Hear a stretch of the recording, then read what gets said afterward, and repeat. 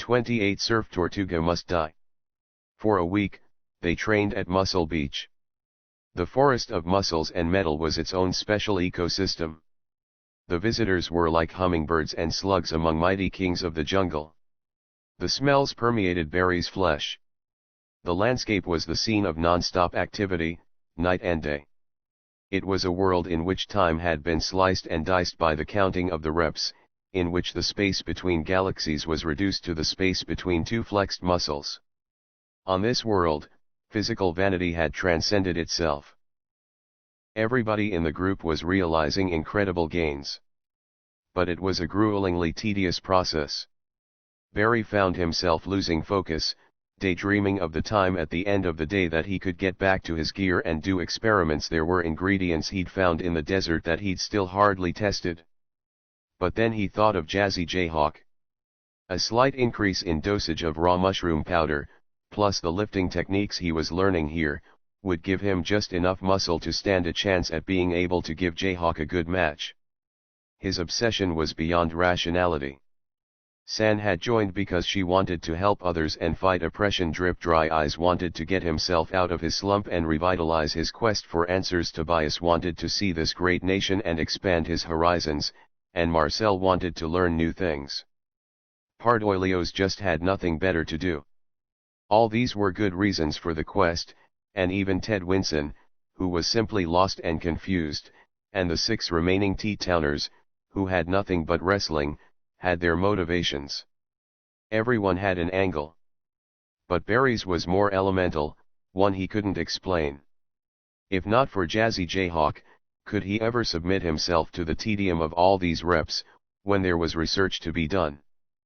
But when he thought of the mighty wrestler, probably the greatest all-around combat entertainer in history, with his stunning purple beak hiding a face none had ever seen, it put fire under his reps. It sent lightning bolts down his spine and electrified his blood, to imagine the honor of that fight.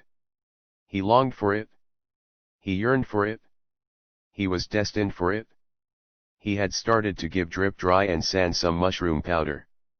It was hardly equitable, showing favoritism to the strongest to make them even stronger, but the potential was simply too great to pass up. Now the change was stunning.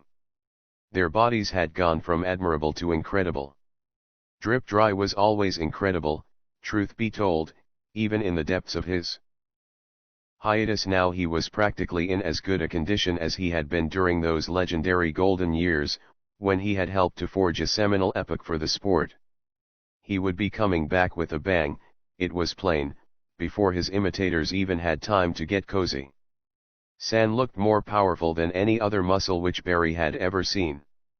If there were ever a time when one was able to see as clear a ranking for the often secretive practice of Wiccan arts as there was for the popular spectator sport of wrestling, Barry guessed San would rank comfortably within that chart at the same apex-brushing altitude as Drip Dry ranked within the context of his. Tobias, meanwhile, was exerting himself to the fullest, and seemed to be in his element in weight training.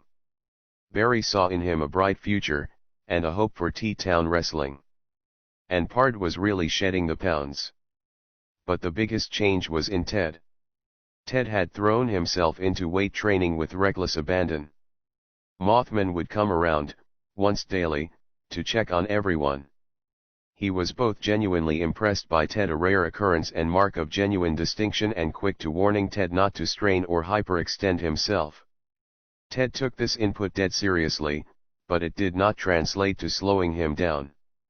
Actually, his maniacal devotion was not dissimilar to that of the acolytes of Muscle Beach. He was rather like a machine of skin and bone, downloading more muscle onto himself whenever the opportunity arose. He was pumping iron with a hot need, as one possessed. Everybody was doing their utmost. To Barry, it felt like they could all become subsumed into that Muscle Beach universe, like they could wake up one day to find that their forms had morphed, gradually, without realizing it, into something new, something less conventionally associated with the human form. It was a world of a different sort, with different pains and different pleasures, where life had molded itself to the machine. Barry was pleased with his gains, and even more so with those of his colleagues. But this world was not his own. The week was up, it was approaching leaving time. In a state like the awakening from a strange dream, their joints still tingling from their iron-willed exertions, they groggily packed their things and prepared to re-enter conventional time and space. But where were Ted and the 6 T-Towners? Barry scanned the Muscle Beach landscape for what he suspected would be the last time. There was no sign of Mothman McInnes. Barry had half hoped the dynamo would be there to see the group off. He had wanted to say thank you one last time. But Mothman was a busy man. He had made it known that he might not be able to be here. More importantly, Ted and the others needed to get their keysters in gear if they wanted to be a part of this expedition. He walked toward the ziggurat. He could get a better view from up there. He saw them striding from the other side. It seemed as if they had been deliberating something in secret. What tomfoolery was this? But now they strode purposefully toward Barry, without the slightest hint of subterfuge. Ted held up a hand to the rest of the group, halting them. He faced Barry, a look of utmost earnestness draped across his tired eyes. "Barry, my friend," he began, "you've done more than I can ever repay. I have wanted to help the group, to offer insight into the central gov workings I know so well. But my value is already expended. I can offer no further insight into their shadowy dealings. They've hidden them too well, even from dedicated agents. I can't get tabs on how much they know, and, so long as I'm with the group, there will be legitimate concerns they could utilize me, through some cunning sleight, as an unwilling triple agent. As for these 6 hardies, they have been painfully conscious that they don't quite match up. They feel that they're taking up space, which is at more of a premium now than in days past. But these concerns are dwarfed for us by a more positive realization. We have discovered a passion, one like we never knew before. Barry. Muscle Beach is our destiny." Overcome with emotion, Ted was forced to pause. Now Barry had a chance to look at the 6 T-Town elders, and he really began to appreciate the gains they'd been able to achieve in just a week's time. It did seem they had more talent for bodybuilding than for wrestling. Elder Pat stepped forward. "Ted is right, Barry. I know T-Town wrestling has already been decimated. But with a guy like Tobias, I'm not worried about its future. We might go back there someday, some of us, anyway, but right now, we're experiencing a sense of belonging like we've never felt. I haven't told this to anyone, but I dream of Torval almost nightly. I don't know what we'd do going back to T-Town, with so many familiar faces gone. But here, we feel like we're already building up a new life. Ted tells me, and I believe him," he looked over at his ally, "that if there's anywhere he can escape the clutches of his former masters, it's here. We've spoken with Leader Mothman. He's given his regal blessing. We've arrived, Barry." Barry looked over the group. Elder Pat, with his sharp nose and sharper mind. Elder Johnson, with his ruddy cheeks and taste for challenges. Elder Mike, with his rangy but deceptively powerful limbs. Elder Foxo, the madcap of the bunch.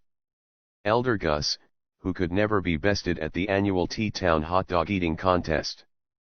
And Elder Prink, that enigmatic fellow, so easily forgotten.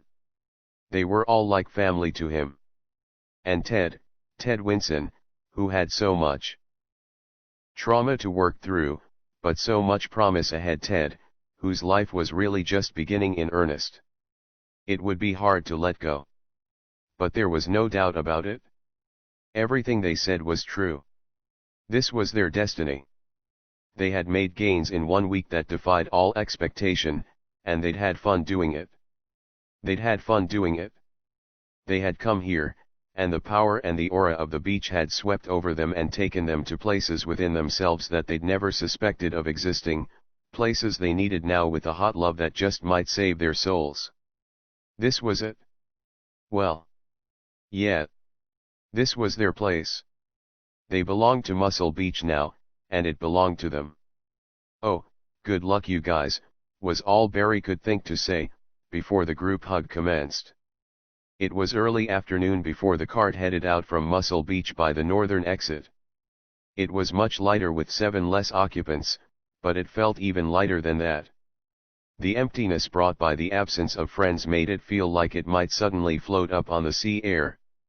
A somber net was cast over everyone. Faces were generally downturned.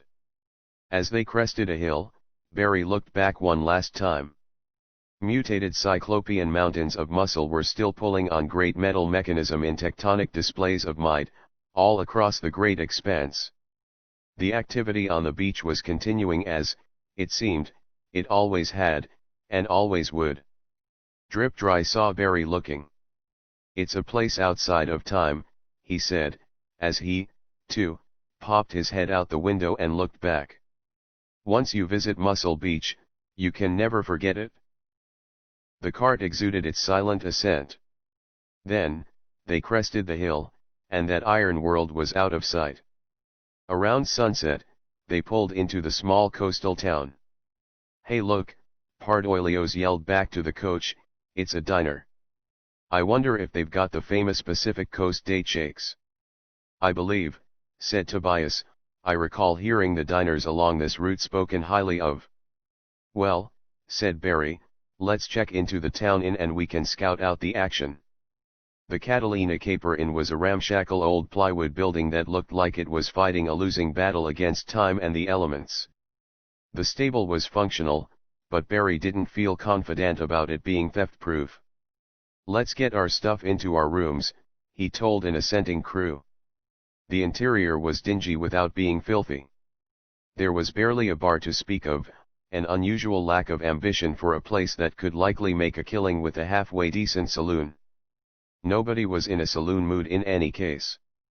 There were no shareable rooms, and it somehow made it worse to think that if the 7 former companions were still with them, it would have been a challenge to get everyone a spot in the inn, as if the world was sarcastically saying, "Here, we know you like having your convenience, we'll make it easier for you by getting rid of those pesky friends." But Barry honestly wasn't even bothered. He was glad that those guys were finally doing something they enjoyed.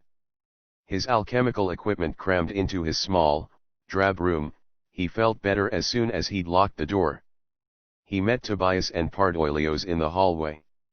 "Let's get some shakes, fellows," he said with undisguised merriment. Outside, Barry realized that at the center of town was a chalcedony statue of Sir Boreas, statuesque demi-goddess of surf and sand, peering out over the waves. The whole group had gathered to head to the diner. It was time for a pick-me-up.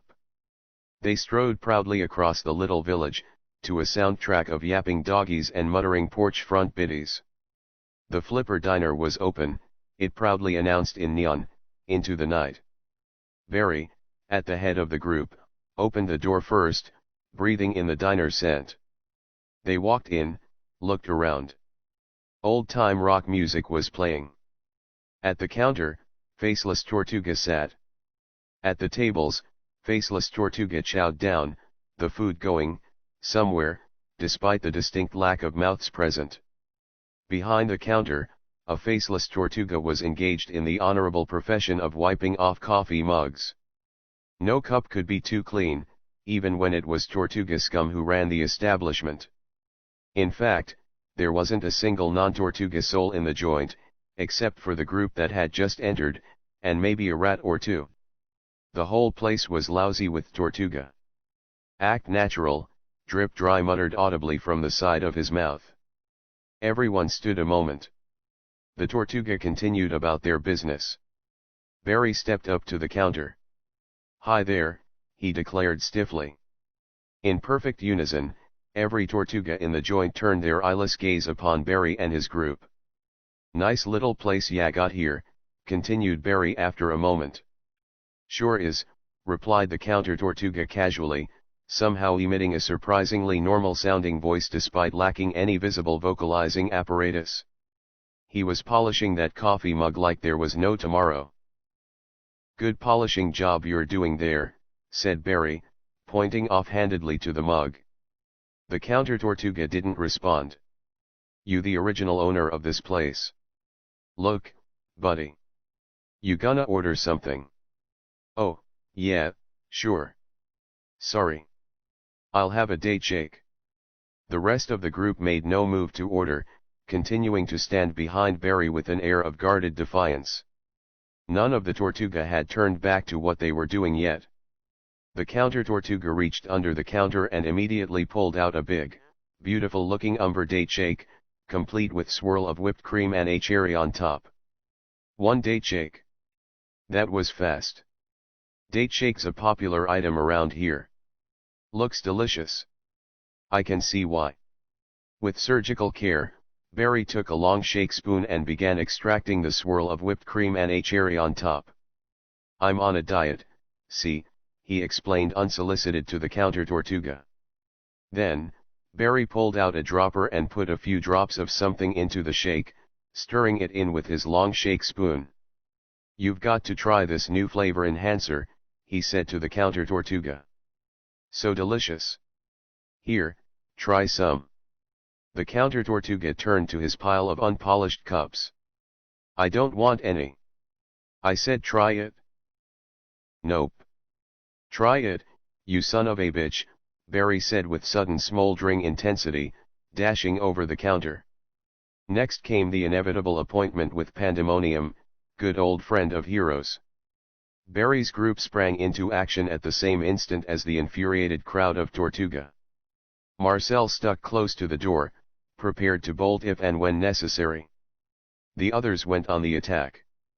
They were matched in furiosity, though not in ability, by the Tortuga, who rushed to intercede on behalf of their compatriot. Chairs and silverware flew hither and yon. Part threw a heavy punch at a Tortuga and recoiled, clutching his fist in anguish. It had moved just in time to catch the attack on one of its tortoisoid armor plates. Taking the hint, Drip Dry came from behind and, rather than try to strike at the fellow, lifted him up by the midsection with a single mighty arm. At the same time, he scooped another nearby Tortuga up with his other arm. He angled himself and, leaning way back, carried his cargo with him in a breathtaking German suplex that slammed them to the ground with spine-wrecking momentum. The force of the move caused the pair to careen across the floor on their shells, tripping up their fellows and knocking them over like bowling pins. It was plain to see, Drip Dry Eyes was already back in form. The counter-Tortuga tried to make it to the kitchen. San caught sight of it. Grabbing something from a nearby display case, she went for a precise throw. A banana custard pie sailed through the air, landing perfectly at the foot of the swinging door to the back. The counter-Tortuga didn't avoid it in time, sliding helplessly to the floor as the door thwacked repeatedly into his kicking legs. On cue, Barry jumped atop the struggling goon and poured the date shake indiscriminately all over its face. The change was subtle at first, as the goon continued to struggle. This will be interesting, thought Barry. How might my new and improved formula work on a mouthless entity? Soon it was clear that something was happening. It seemed that the creature's black body color was shifting to match the color of its green shells. Then the shift accelerated, and Barry realized its skin was shifting through every color of the spectrum. This rainbow barrage on the eyes continued accelerating faster and faster, until its shell plating stood out against a rainbow blur that glowed brighter and brighter like a diamond cutting through the midnight of this world.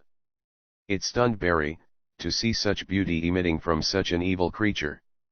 In the diner at large, the Tortuga were fighting desperately to get to their ally behind the counter, and the group was holding them off with resolve. As the light from the counter-Tortuga grew brighter, it shone out like a heavenly geyser. The Tortuga paused, backed up slightly, backed up more.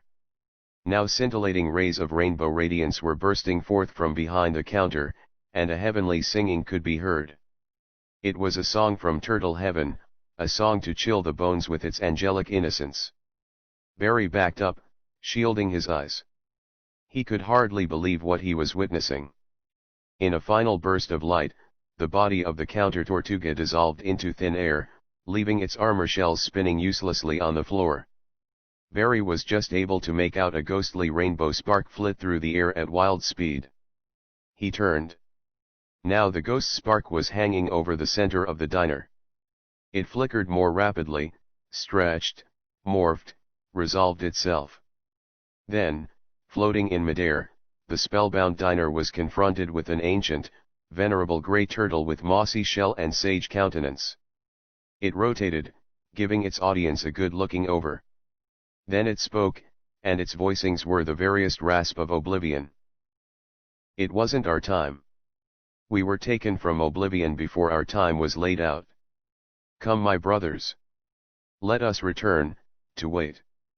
Our place of rest is well laid out for us.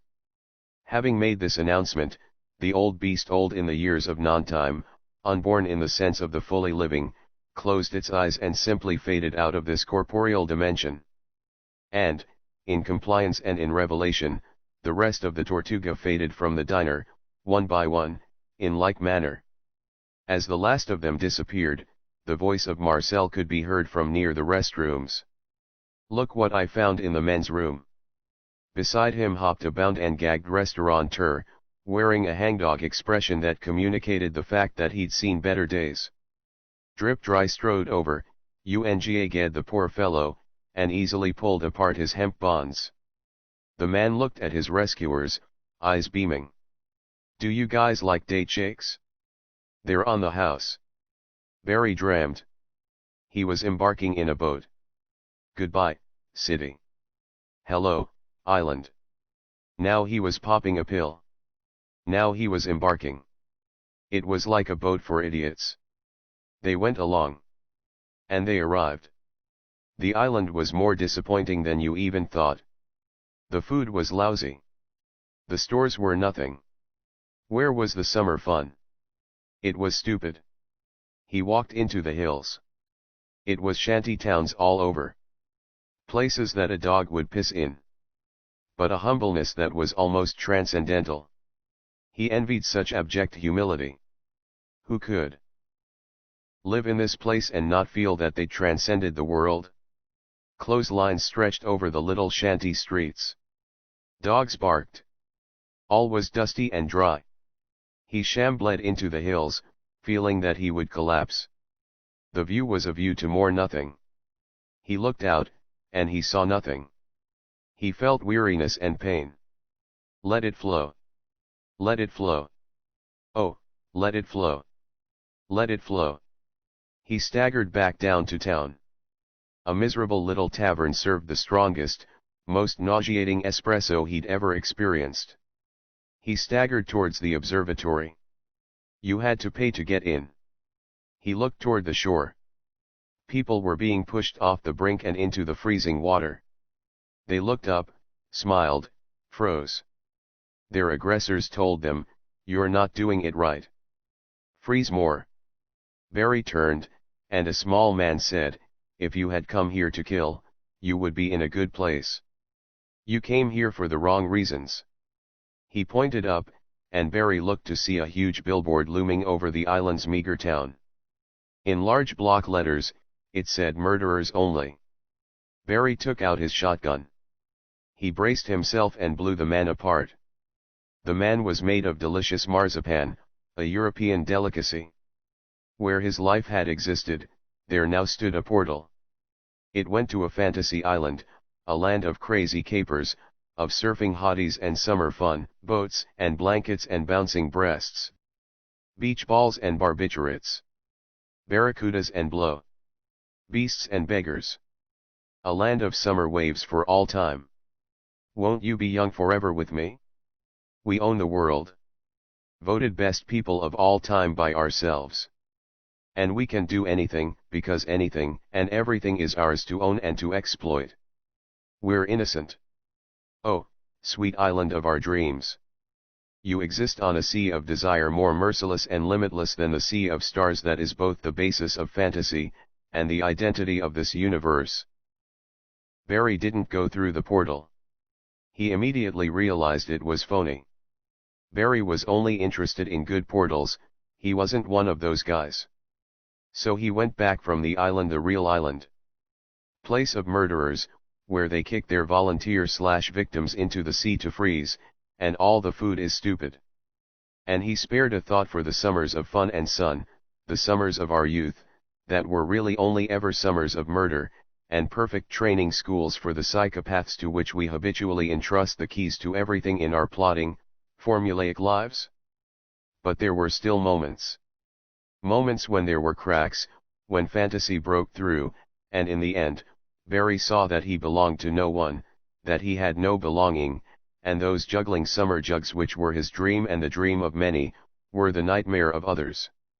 He looked. And he saw the blood path. Saints preserve us. Life is but a blood sport. And in their observation tower, the demigods watch and make bets. That was when he saw them. In statues, they always portray themselves as muscular wonders. But Barry lifted the curtain, and he saw the gods behind the demigods. He saw the nameless gods that held the real REIGNS of power and made the actual decisions round these parts.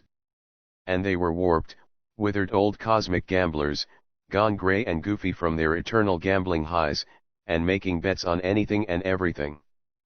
Play dice? The gods live for dice. 29 The music's for the Sadman. The wagon headed north along the coastal highway. The road ran along seaside cliffs that gave breathtaking views of the Pacific, its watery expanse drinking in sunlight and amplifying it into magnificent sundreams that let the spirit take flight. This desirable region was naturally well inhabited, and the crew was able to stay at an inn every night, mostly ramshackle affairs similar to the Catalina caper. The party enjoyed evenings of sitting out on the beaches, sipping date shakes, and watching the surfer dudes, individuals who spent their days gliding gracefully along the waters on sleek wooden boards, come in for the evening. Gradually, the landscape was becoming more wooded. Alpines began to pop up. At last, they came to the fork. North, continuing along the coast, one came to the fog-shrouded autonomous zone, where wrestling was all but forbidden and there was no audience. This path was wide and well-trodden, and it was evident there was some intercourse between the peoples of the sunny south and those of the foggy north. To the northeast, the road passed through the great redwoods on its way to the savage lands of the north, eventually bordering on uninhabitable tundra. The path was just large enough for the carriage to fit, and as it wound its way into the alpine woods in the near distance, Barry could see it was in similar repair to the path he and Tobias had taken through the dank woods, near the beginning of their journey, overgrown and rutted. This was the quickest route to the great arenas of the Great Lakes. As far as Barry could see, it was their only option. They turned northeast, away from the glittering sea, towards woodland darkness. Now, there was no sign of habitation. These woods were deep. Mighty evergreens towered on all sides. The foliage was heavy, but not so heavy that light didn't ever penetrate to the forest floor. The similarity to the dank woods ended at the repair of the road. This was a healthy forest of mighty trees, an expression of nature in its woodsy exuberance. A strong land, home to mighty creatures. And to mighty fungi. Barry felt that he could live in these woods, simply to have access to such a tremendous natural resource. He was bulking up his stocks, eating lunch on the fly as he strode through the forest scanning for promising spots. He was almost tempted to extend the group's lunch stops. But no. There was plenty of time spent in the woods. They were making excellent travel time. But Barry already had a stop in mind, something that could put them behind by half a day. Yet he felt it was too vital an opportunity to pass up. He and the others had been gathering intel at every seaside tavern and diner. Rumors were thick with talk of a local legend who had gone into the woods to train. The speculation was that he could be found deep in the heart of the great redwoods. Jazzy Gecko, member of the venerable Jazzy family. Nobody knew much about the Jazzys, where they had come from, what their motives were, or even if they truly had shared motives. Barry didn't know if Jazzy Gecko could or would provide any additional insight, even if it was possible to find him. But the possibility was just about the only thing that could convince Barry to waylay their progress at this point. To reach where it was believed the master was training, they would need to trek well off the main path. The woods continued to deepen. The group found themselves in the base of a wide ravine, with impenetrable cliffs on either side. Barry could just make out massive domes of rock at the top of these cliffs, like the craniums of skulls exposed to the upper air. This was the territory of the fabled hyper-grizzly, vicious beast that ate rocks for its breakfast. Thankfully, there was no sign of any such foe along the road. The group couldn't help but oh and ah at the precipitous waterfalls that fell from the cliffsides, mighty torrents that became mere mist before they could reach the bottom. And the fungus yields had Barry buzzing. At last, they came to the redwoods that gave the region its name. As big around as a house, stretching up into the clouds, these massive trees were taller than most mountains. Their redwood held the secrets of the ages. It was said that the oldest trees had existed well before the time of the hungry ghosts, their lifespan stretching back into the early ages of humankind.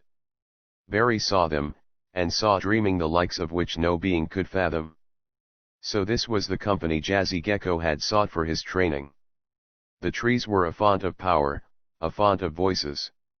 Barry heard them, the voices of the ages. Whispers.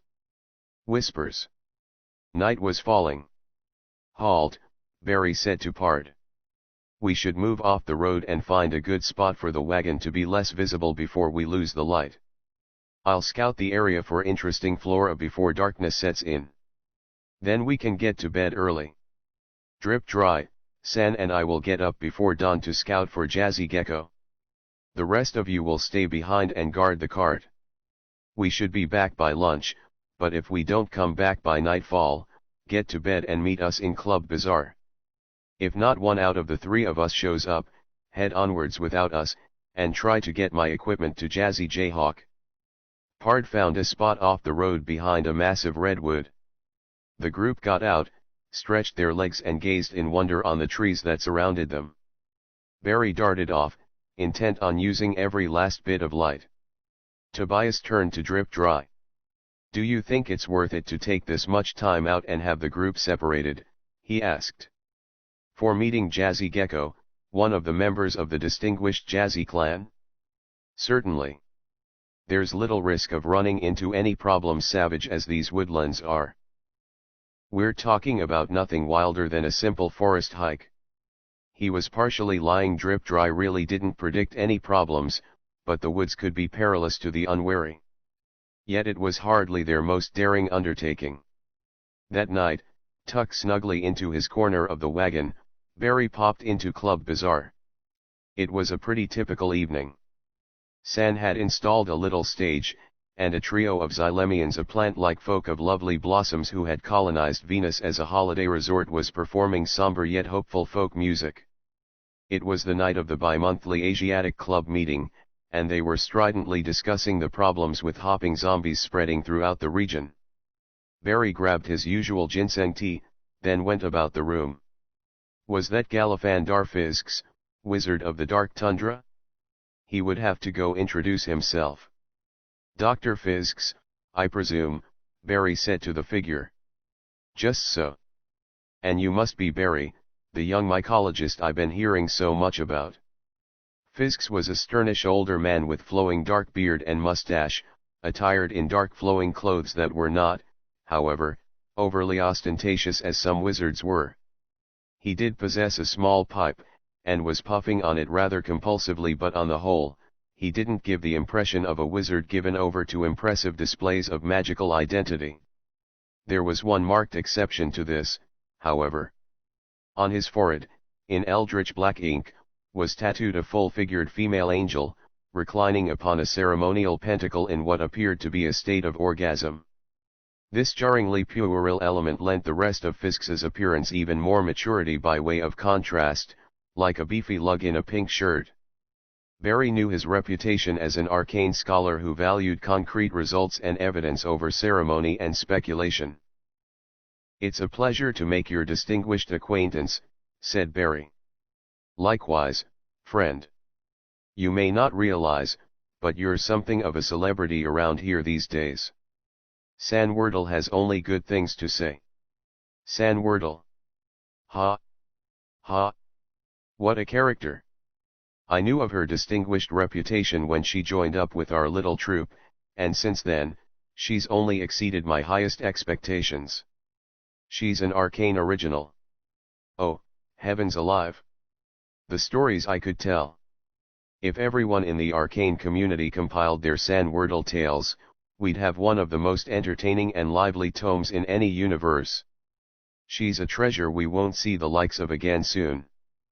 But she's not the only person talking. Your exploits have won you a whole fan club, I'll warrant. Heaven forbid, learned friend Fisks.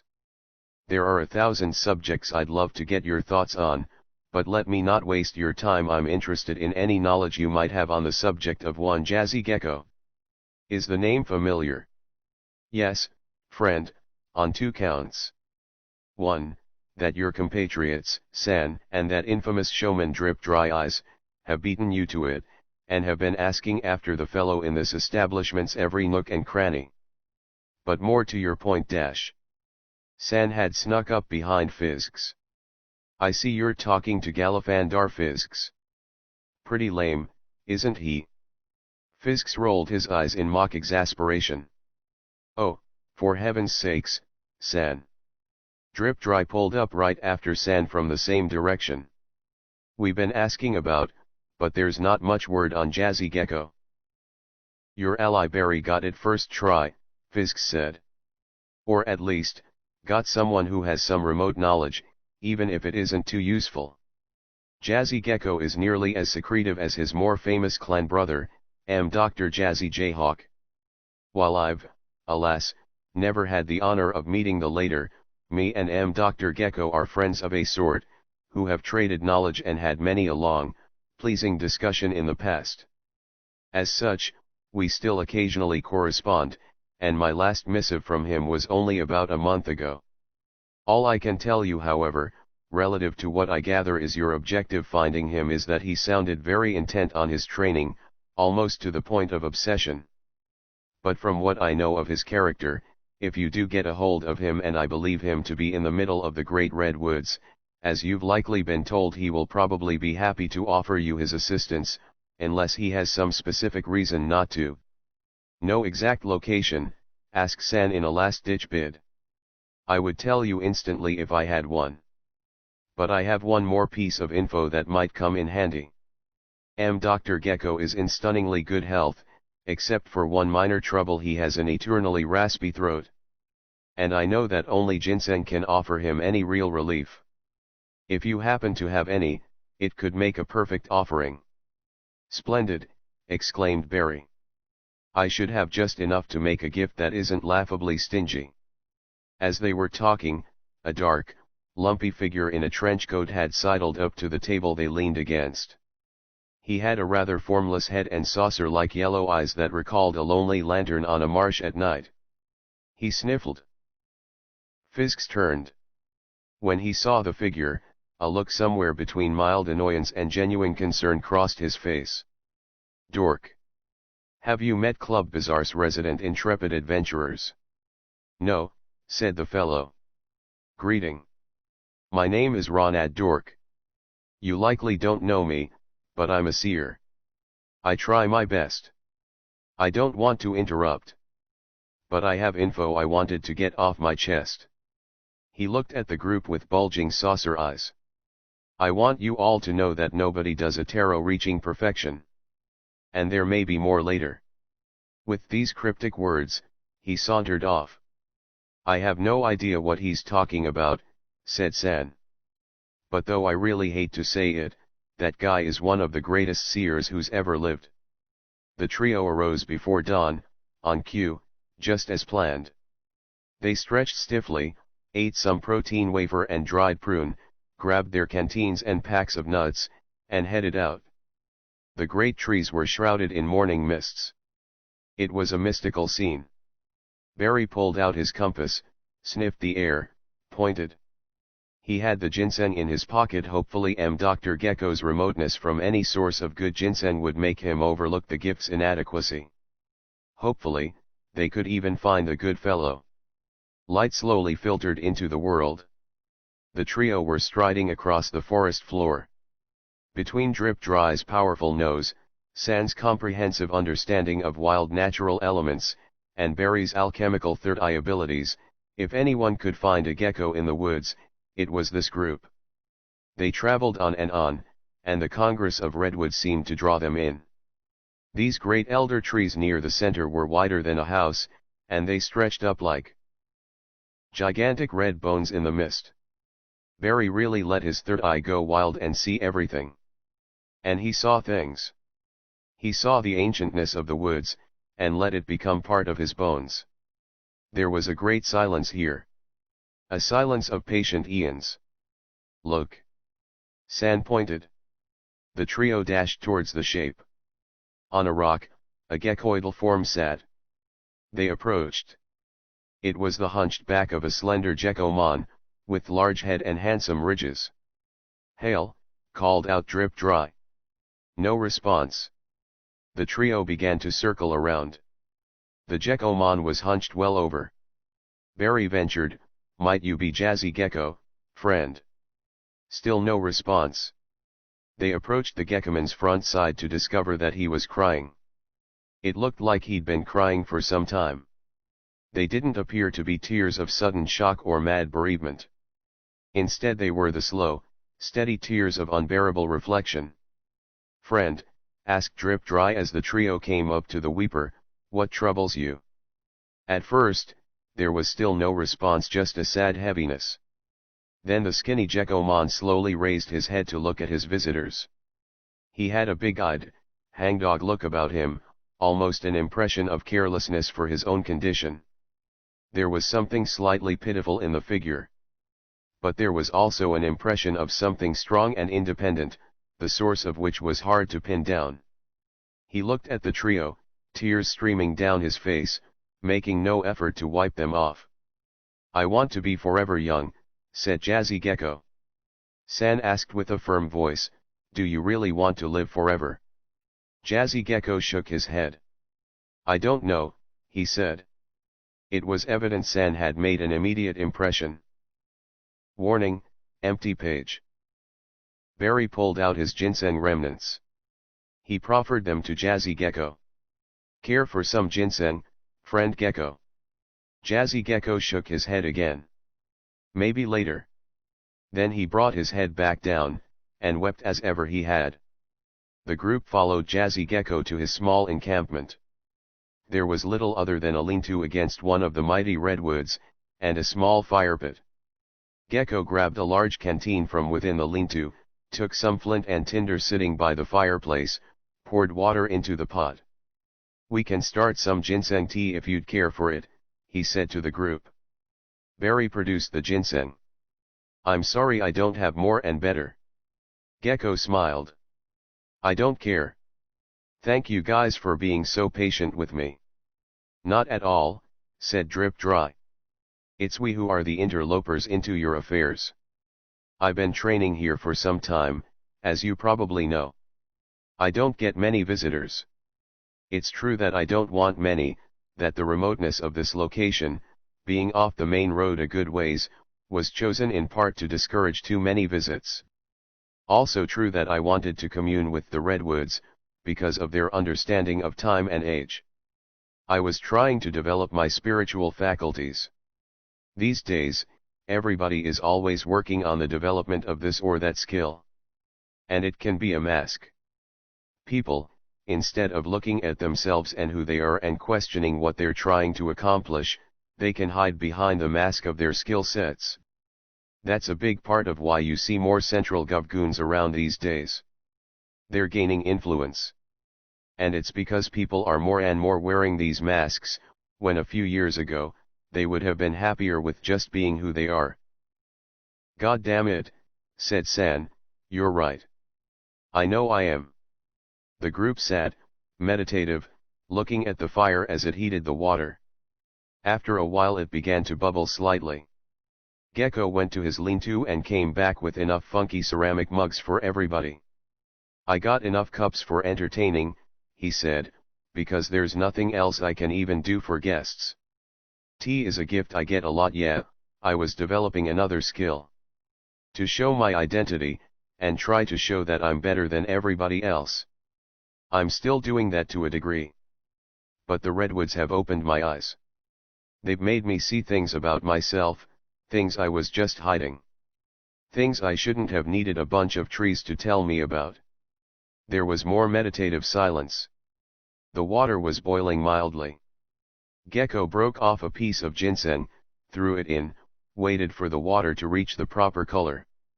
Then he poured the contents one by one into the 4 ceramic mugs, leaving the ginseng piece at the bottom for another future brewing.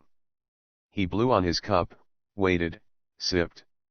He closed his rimmed, sunken eyes in deep contemplation. He seemed almost overcome by weariness and melancholy. Barry waited. Then, when he deemed it had been long enough, he spoke. Dr. Gecko, I wanted to ask you, if I may be so bold, about your brother, Jazzy Jayhawk. Gecko stayed silent a moment longer. Then he spoke, without change in expression. Jayhawk is waiting for you. Barry should face him alone. You will find him at the great arenas like you thought. I approve of this objective. He rattled all this off in a tired, almost mechanical voice. Then he returned to silence. Do you really want to live forever? San asked. Forever? And ever? I really don't know, said Gecko, his eyes still closed. I really don't know. They dashed back through the forest. Well, said San, we probably could have skipped that. The mist was lifting rapidly. Another few moments and it would all be dissolved. From behind a tree, a massive shape shambled into the group's path. The size of 4 normal bears, with slavering jaw and razor fang, it was the fabled hyper grizzly. None of the group had detected it. Drip Dry hadn't smelled it, San hadn't noticed signs of a large beast, Barry hadn't detected its aura. How had the massive beast been so stealthy? The group looked desperately about for escape routes. To wrestle the beast would have been foolhardy, even with Drip Dry in his current powerful condition. If all 3 of them had ambushed the beast, they could scarcely have hoped to match it. The trio split up, running 3 different directions. Barry noticed something as he ran. They weren't too far from a rushing river. He didn't know that there would be such rapid flowing waters this time of year. He turned to hazard a glance. The hyper grizzly was hot on his tail. And Barry noticed something else. This hyper grizzly's eyes were without pupils. And on the crown of its head, there sat a piece of Tortuga shell plating, with a little twin antenna sticking out the top of it. Barry didn't have long to contemplate the import of this. The speed of the massive bear overwhelmed him. With a lightning lunge of its uncouth bulk, the creature swatted him with one titanic stroke, sending him flying through the air like a projectile launched from a sling. He narrowly avoided careening with the redwood as he sailed, limbs flailing, right into the foaming torrent of the river. He swirled and bobbed in its vicious eddies, then was carried ever onwards by its momentum. The small, fast flow of water was cleaner and crisper than the North Star. Untainted by vile human meddling, yet this felt like the poet's déjà vu all over again. He was back, just like in crow-infested Neozo, swirling helplessly on the water, separated from his group, after being batted there by a giant animal that came out of nowhere. History seemed doomed to repeat itself. And so he swirled and whirled, bobbing along. Finally he came upon a sturdy branch to grab a hold of. Much longer without a flotation device would have put him in serious jeopardy, even after his visit to Muscle Beach and all the other strengthening he'd done on the journey. No soul had infinite endurance. So he grabbed, almost just pleased to be able to float, and bobbed without thought, down the river, flowing ever northwards, northwards, northwards. 30 the hills that we climbed. Barry dreamed. He dreamed. Oh how he dreamed. Now he was sailing. Sailing on the ocean blue, at the helm of his own nudist vessel. Lads and lasses were jauntily gadding about the gangways. And every last one of them was utterly ugly. It made Barry sick. He hated nudists, and he especially hated the ugly ones. But these nudists were ugly, they were proud, they were letting their little dealies have a dose of wind and fresh air and weren't even prone to seasickness. And Barry hated nudists no longer, not even the ugly kind. Just like that, he was cured. Because he realized it. He realized you gotta do what you gotta do. So he set his ship on fire. And the wooden planks of the vessel turned to charred cinders that dissolved into the ocean. But the crew alighted, flaming, on the glorious sea breeze, and rose like the sweet angels they were, towards the heavens, their birthright. Birthright. Birthright. Birthright. Birthright. Their birthright. Why were the heavens their birthright? Barry didn't get it. He didn't get a lot of things. He floated with his flaming nudos, on the winds of heaven. Those ugly nudists had pledged allegiance to Barry in the name of love, and they had done it. Now they hugged, they embraced one another and the whole group, and Barry felt their innocent warmth and ugly charred skin, and knew that this was crazy and dumb, and that he loved his crew back. He flew higher, higher into the heavens. His birthright? Yeah, sure. Whatever. He saw God 2.0. How's it going, Barry? God asked. All Barry could think was, this guy's a total tool. But he knew he wasn't ready to face God 2.0. Yet. Now Barry was in the time of dinosaurs. The dinos wore fedoras and did detective cases. They were studying who killed each other. The answer was that they all killed each other. Barry was walking to the corner store. "Gimme a pack of cigs," he said. And the child behind the counter handed them over. "Good," said Barry. "And now may I say that these cigs are the stupidest, most awful, most dismal, and most utterly disastrous habit." He pulled out a pocket watch. It was time. He focused his mind and destroyed all cigs. He destroyed all beers. And in a final show of thoughtfulness, he destroyed all corner stores. Everybody applauded. "We can no longer live like this," Barry said. "We can no longer wear masks. Why can we not be sober? We have to give ourselves over to reflection, to contemplation, to thought, and allow these things to lead us where they will, with courage and conviction and commitment to a brighter tomorrow. Join with me, citizens. Reject the manipulations of Central Gov." "But I want what I want," retorted Jayhawk, puffing on a cigar. Barry was at the pigs' rodeo. It was a road just for pigs. The cows were pigs. The audience was pigs. The announcer was pigs. And Barry was pigs. He was a filthy pig, stating his porcine philosophy with an oink-oink. He netted those pigs, and the pigs cheered.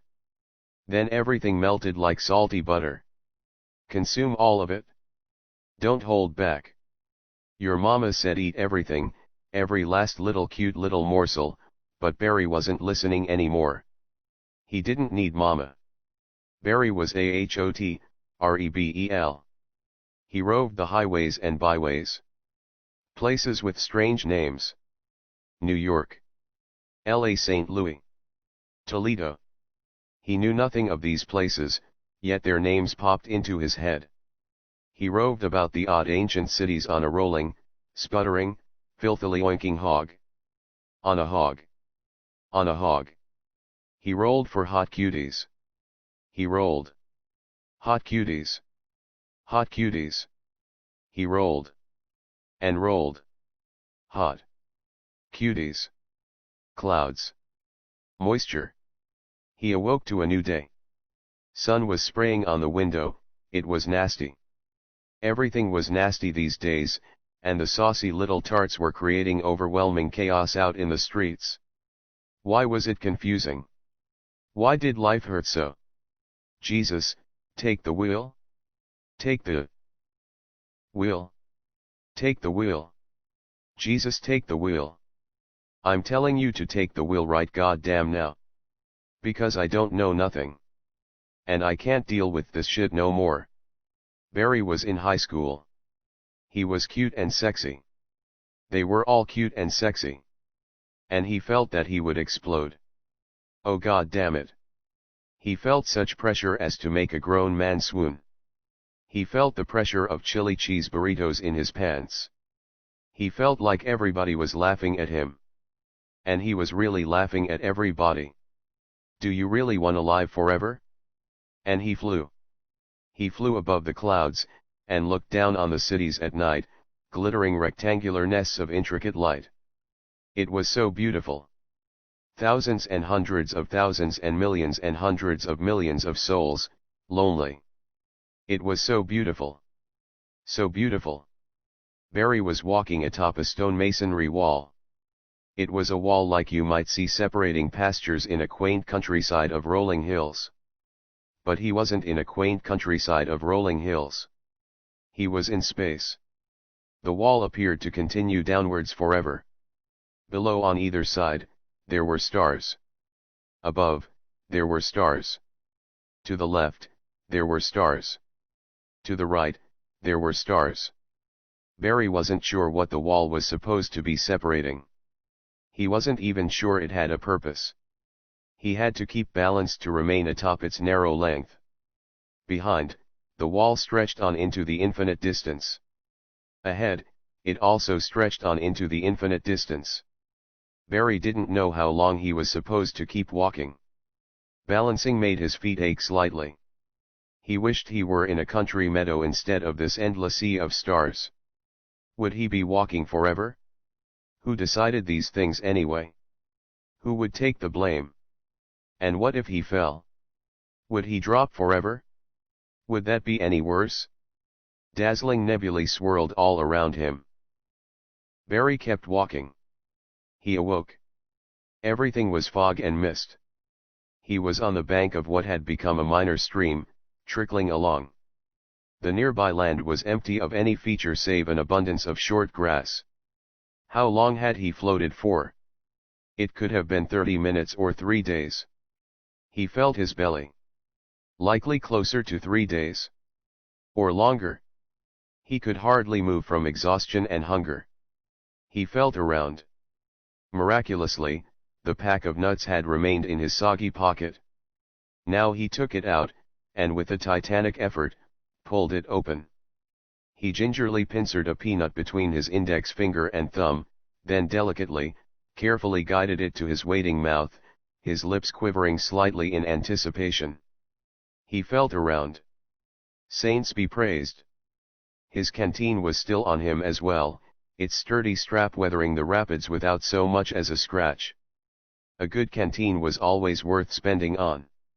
He sucked some nutrients from the precious peanut and, with another powerhouse effort of grit and muscle, unscrewed the canteen. He sipped. Life. Life. The precious water helped to dissolve the peanut in his mouth.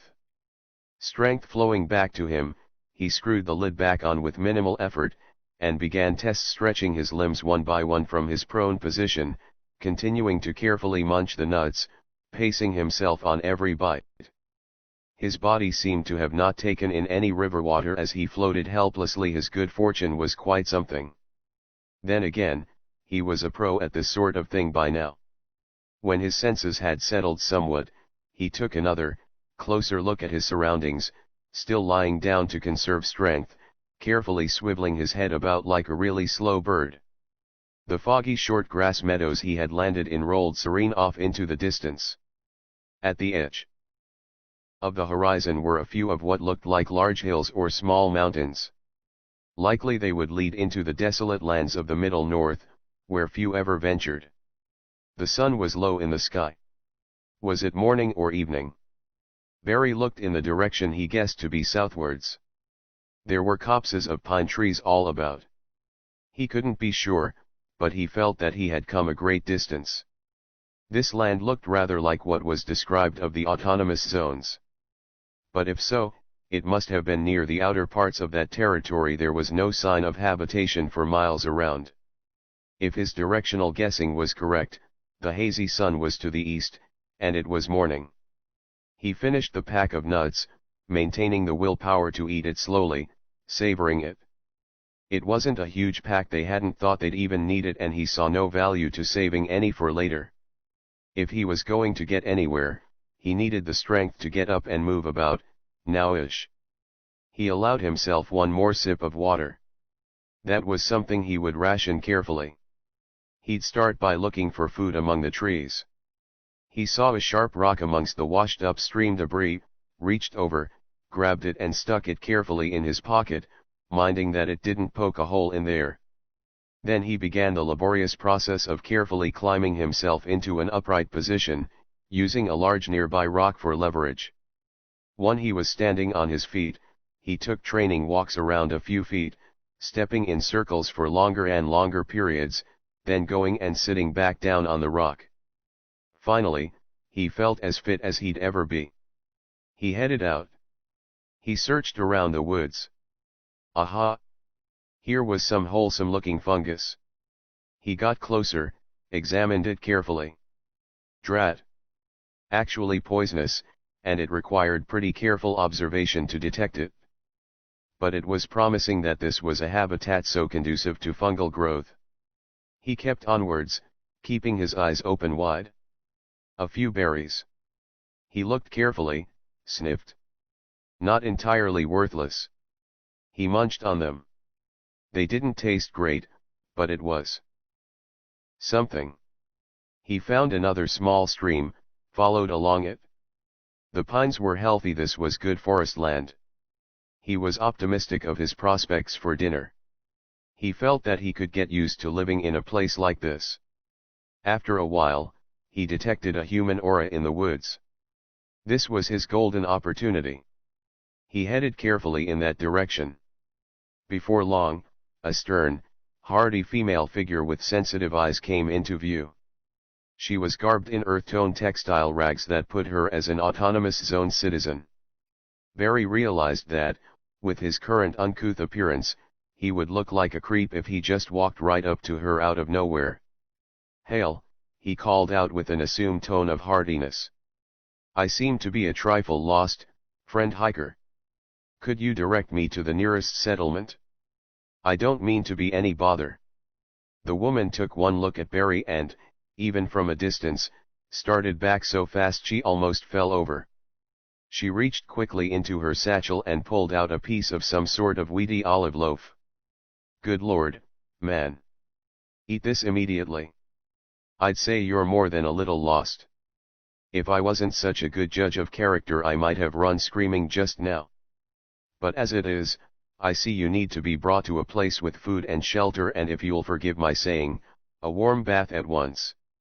This is the autonomous zone, if you didn't know, though we're bordering on the outer wilderness. Just take it easy and we'll get you to somewhere you can rest." "Bless you, good woman," Barry said as he munched the wholesome loaf. The woman turned around, with an attitude of not wanting to press a subject. What might Barry have said? He determined to learn the customs of these sturdy people, so as not to cause offense. "This way, man," said the woman as she guided Barry towards a long-postponed reprieve. The quest for Jazzy Jayhawk was far from over, but it looked like it would have to wait a day longer. Barry put his foot on the back of the woman, shoving her down into the dirt. "You thought you could deceive my aura detection, did you now, scumbag?"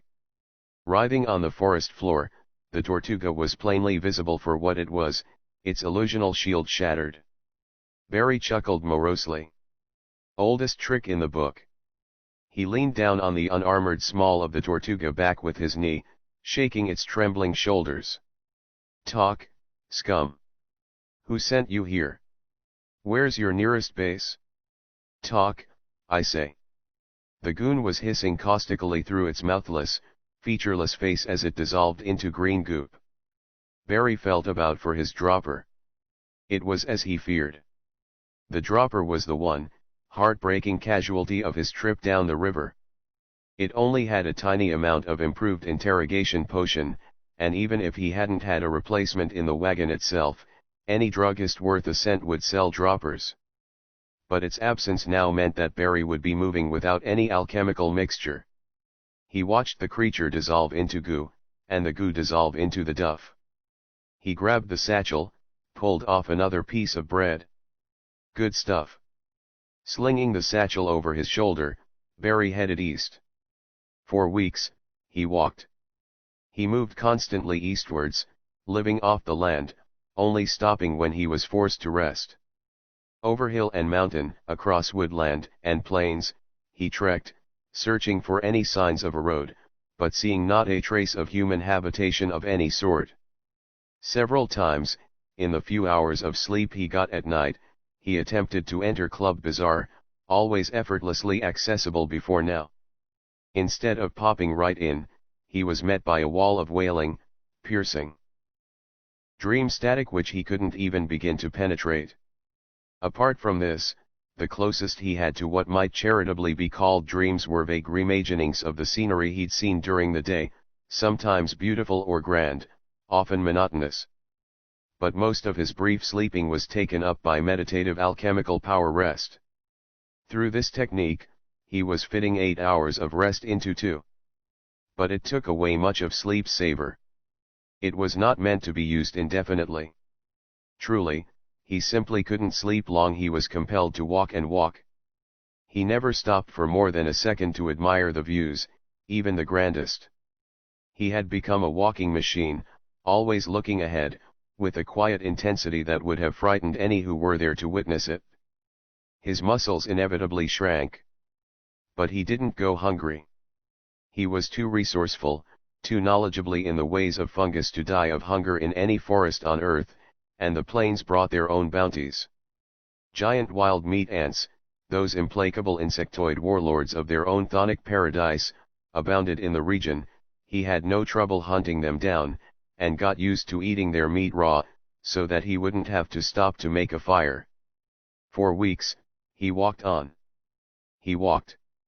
He came to a region made up of wildly rolling hills covered in soft green grass, Arcadian and pleasant if the hills didn't roll so wildly, if there wasn't such a lack of other features, if the landscape didn't go on and on forever in an intimidating emerald infinity, its contours not unlike a tossing sea of wide waves that had been frozen in time, and then planted over. Now it was heavily misty. The world was grey. Barry could see a ways in front, but he wondered when he would ever see anything like shelter. He had lost track of time. Was it morning or evening? The hills had hypnotized him, and then the mist had gradually encroached. It felt like the world had always been like this, like he'd just been plopped down here, fully formed, walking, like this was the condition of the whole universe. He crested another hill, saw a scene no different than he had before. And then he heard something. For the first time in weeks, Barry stopped dead in his tracks and just listened. It was a thin fluting sound. Far off, ethereal. Coming gradually closer. Yes, it was music, of a sort. A wailing paradox that almost cancelled out to become emotionless, but instead, ended up being profoundly strange, mournful yet ebullient, stoic yet ecstatic, tender yet merciless. It wailed like a long, fluting wind out of a far distant dimension where the emotions of the living didn't set the standard, indeed where none of our myopic standards applied. It chilled to the bone, all the more so because it didn't carry a trace of malice or the possibility of malice. Painfully simple in execution, its reedy transcendence washed over Barry, removing his senses from their well-worn grooves, dislocating his sense of self. And it grew nearer. And he saw them.